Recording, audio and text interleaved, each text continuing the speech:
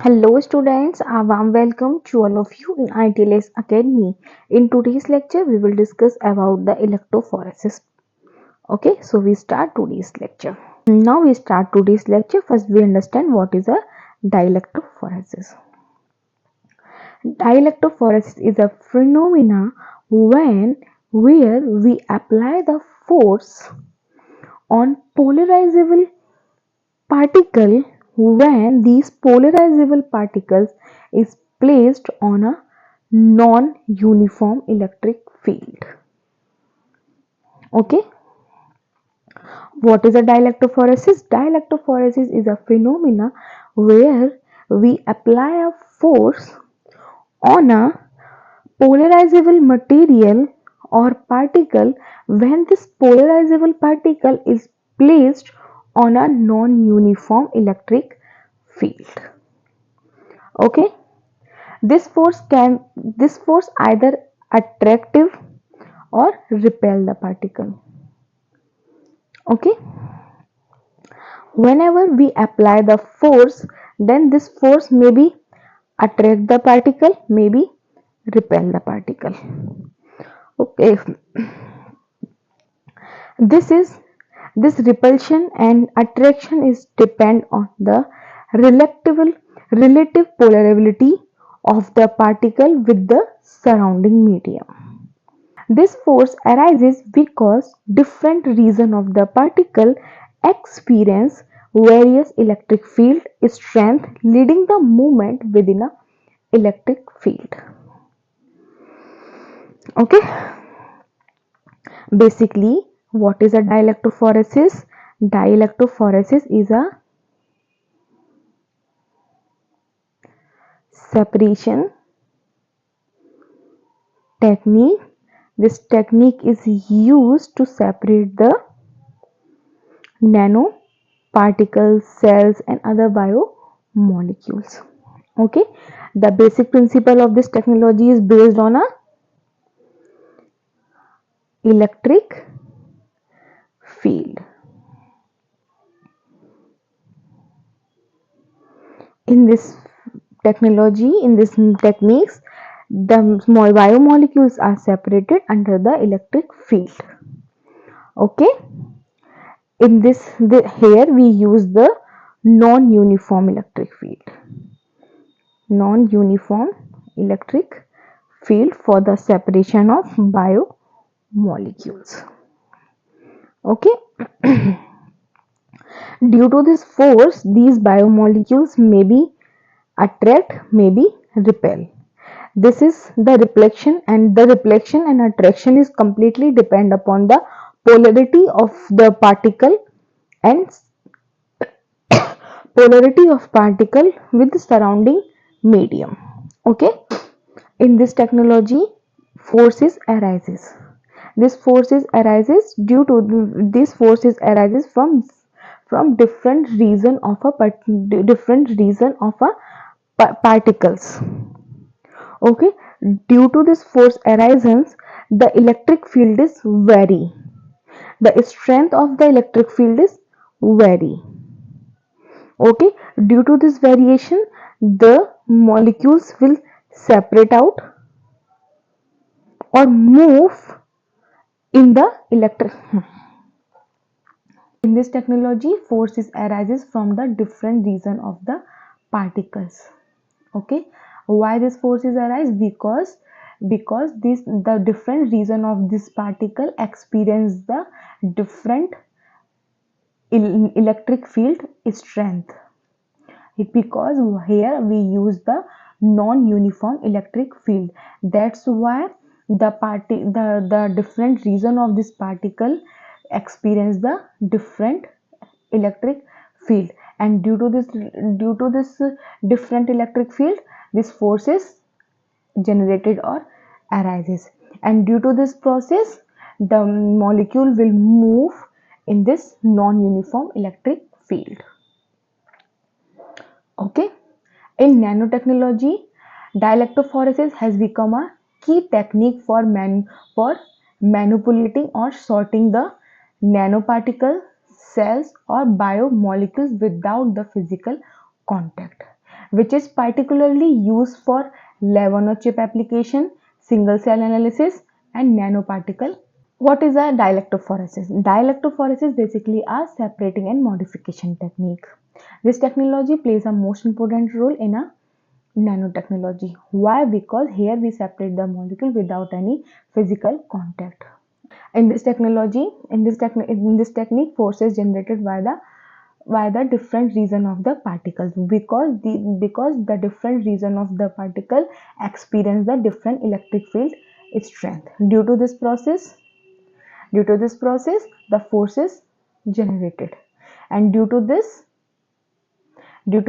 separate molecules are moved in this non-uniform electric field. Now we understand the principle of dielectrophoresis.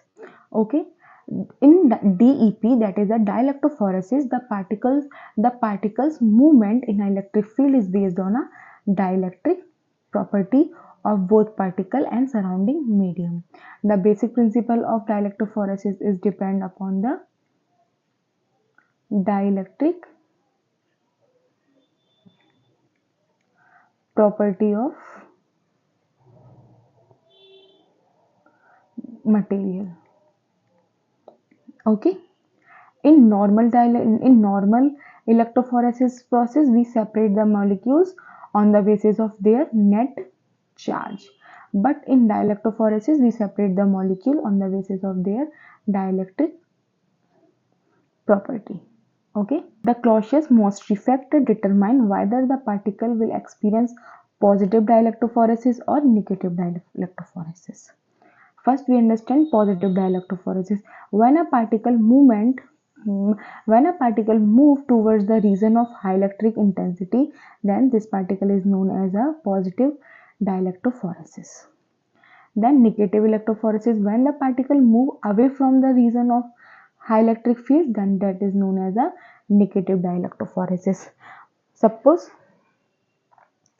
this is a channel, here the high electricity, here the low electricity. Okay, the intensity of light is here, the intensity of light is more or high, here the intensity of light is low.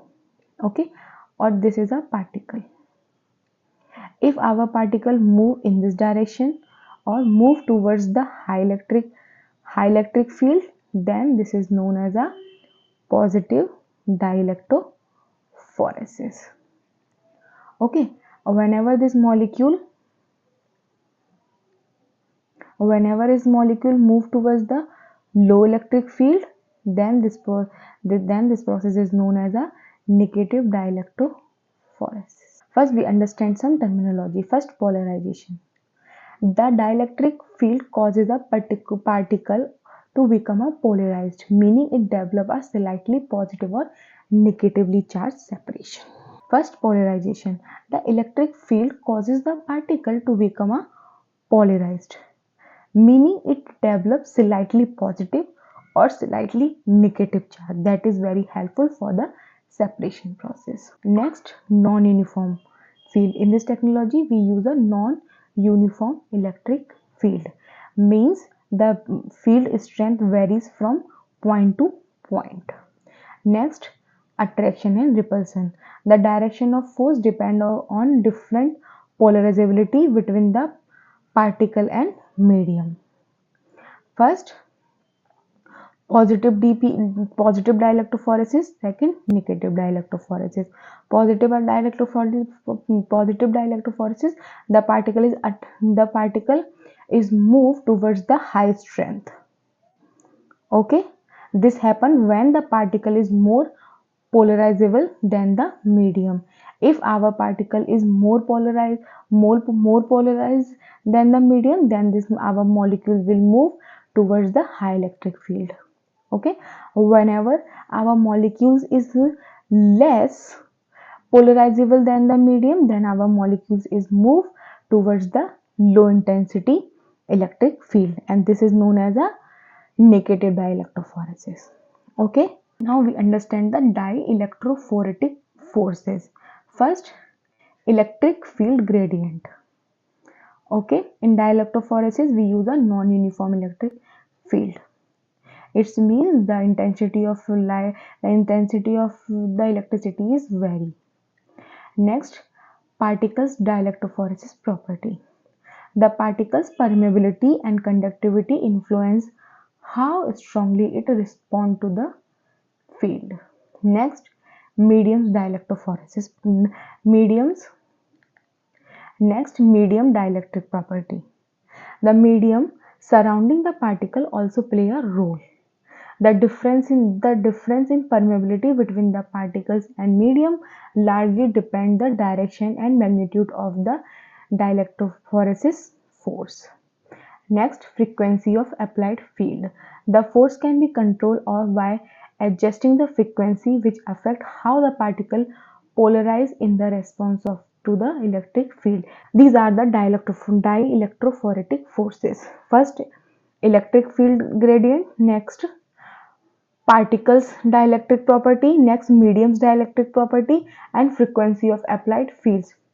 Electric field gradient. In dielectrophoresis, we use a non-uniform electric field. Next, particles dielectric property. The particle's permeability and conductivity influence how strongly it will respond to the electric field. Okay, the permeability or the dielectric property of the particles is more or less. If the dielectric property of the polarizable property or dielectric property of the particles is more than the surrounding, then it will move towards the high electric field. If the dielectric property of the or if the dielectric property or polarizability property of the medium is less than the surrounding, then it will move towards the less electric field.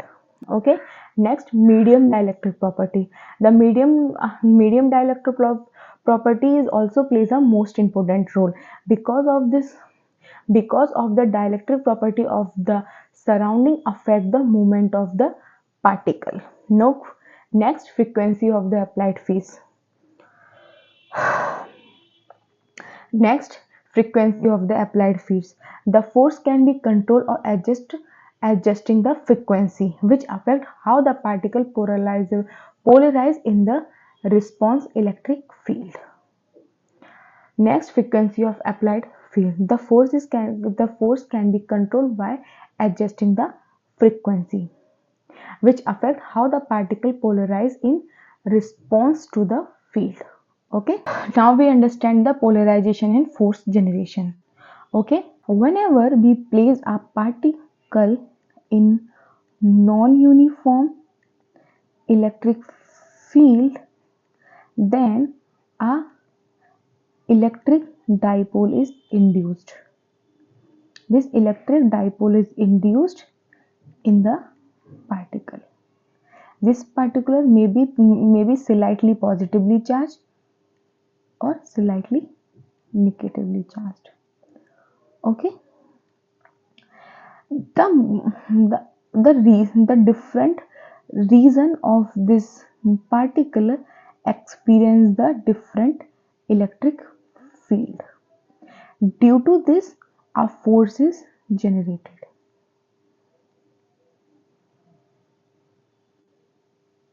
Okay, as a result, there is a force imbalance. Okay, this force is generated and this force is imbalance.